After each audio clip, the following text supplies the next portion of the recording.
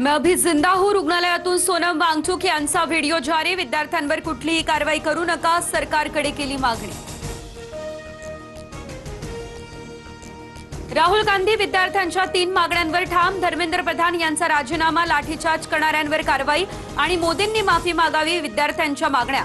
विरोधक पूर्णपणे पाठीशी असल्याची राहुल गांधी यांची ग्वाही।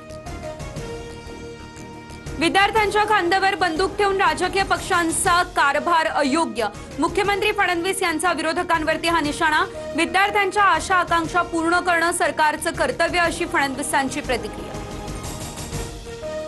पोलिसांनी ओढत नेलं हे खरं, मात्र सरकार बदला, असं पोलीस म्हणाले। पत्रकार परिषदेत राहुल गांधींचं भाष्य। हातावर काळी फीत बांधून विद्यार्थ्यांवरील लाठीचार्जचा केला निषेध। राहुल गांधींनी ज्या ठिकाणी आंदोलन केलं ते चुकीचं, मोदींच्या निवासस्थानाबाहेर त्यांना काही घातपात करायचा होता का? उपमुख्यमंत्री शिंदेंचा हा सवाल।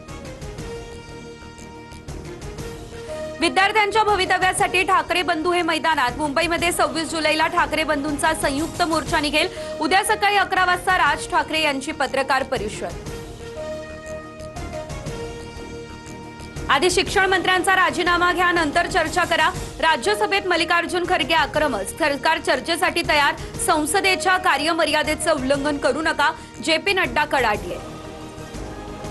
विद्यार्थ्यांच्या मागण्यांसाठी आता अण्णा हजारे मैदानात। पंतप्रधान मोदींना पत्र लिहित पेपरफुटी संदर्भात चिंता केली व्यक्त।